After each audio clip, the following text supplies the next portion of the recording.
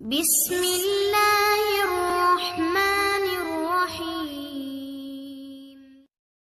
السلام علیکم۔ پریشان دل، اللہ کی محبت اتنی خاص ہے کہ اگر انسان جائے نماز پر صرف سر جھکا کر بیٹھا رہے، کچھ لمحوں بعد ایسا سکون بندے کے دل میں اتار دیتا ہے کہ لگتا ہے جیسے اس رب نے پریشان دل کو سمجھا دیا ہو کہ میرے بندے نا امید مت ہو، میں ہوں نا، سب ٹھیک کر دوں گا۔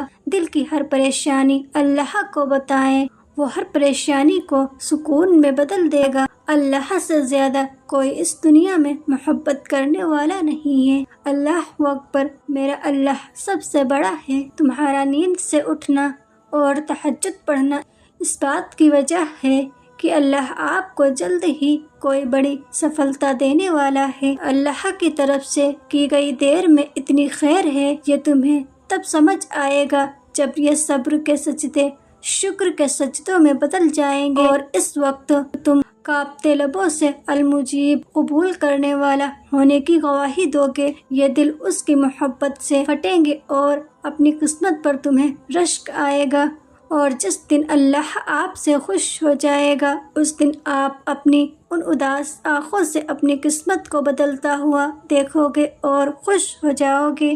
اگر تم تھوڑی سی آزمائش سے ڈر کر اپنا یقین ہار کر بیٹھ جاؤ گے تو تمہاری دعائیں کیسے قبول ہوں گی؟ قبولیت کا ایک اصول ہے، صبر رکھو، دعا کرو اور معجزے کو پالو۔ جو شدت سے مانگا جائے وہ ضرور ملتا ہے۔ اللہ آپ کی طرف ضائع نہیں جانے دیتا، وہ دلوں کے حال سے بخوبی واقف ہے، اور اگر نصیب میں بہتر ہوا تو جو تم چاہتے ہو تمہیں وہی ملے گا۔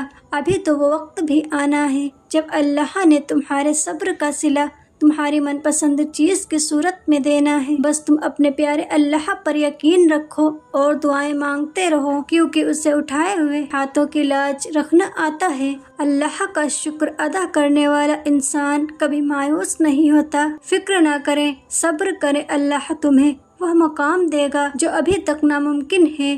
کبھی کبھی انسان کا یقین اتنا زیادہ ہوتا ہے کہ سب کچھ ختم ہونے کے بعد بھی اللہ کی طرف سے ہونے والے معجزے کے انتظار میں ہوتا ہے۔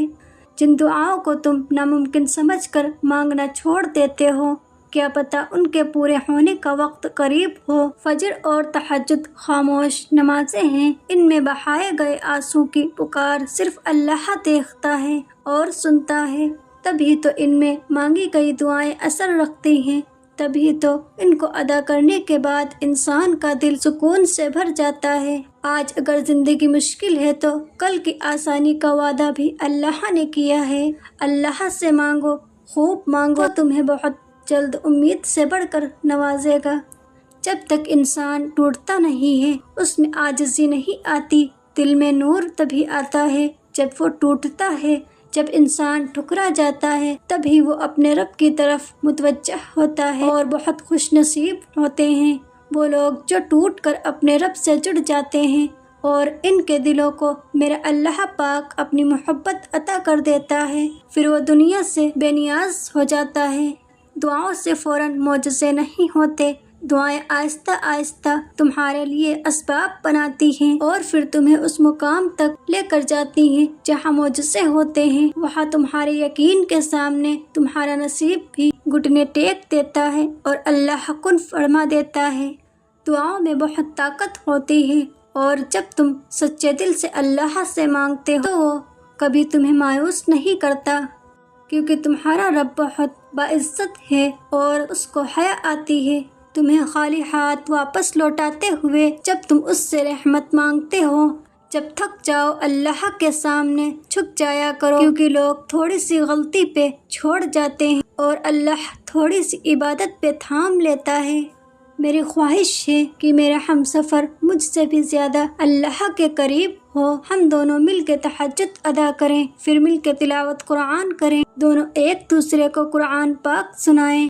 اللہ ہم سے اتنا راضی ہو کہ ہم مل کر سجدہ شکر ادا کریں۔ ہم ایک دوسرے کا ہم سفر ہونے پر اللہ کے حضور شکرانہ نوافل ادا کریں، دونوں مل کے طواف کعبہ کریں۔ بس اتنی سی حسرت ہے، خدا میری حسرت پوری کر دے، اللہ مجھ سے راضی ہو جائے، آمین۔ تھک گئے ہو، امید کا تھوڑا سا انتظار باقی ہے۔ تمہاری چاہت کو اللہ کی چاہت بنانے کے لیے تھوڑی اور اطاعت باقی ہے۔ جس آزمائش کے لیے اللہ نے تمہیں چنا ہے اس کا ابھی انعام باقی ہے۔ دعا مانگتے رہو، ٹھیک ہو جائے گا سب، کیونکہ ابھی مشکل کے ساتھ آسانی باقی ہے۔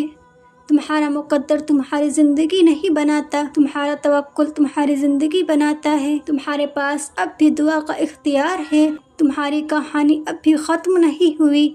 تمہیں دعا کی توفیق ملنا ہی قبولیت کی سب سے بڑی دلیل ہے۔ تمہارا صبر گواہ ہے۔ تمہارے لیے کن فیکن لکھا جا چکا ہے اور تمہارے صبر کا صلہ اب تمہیں مل کر رہے گا۔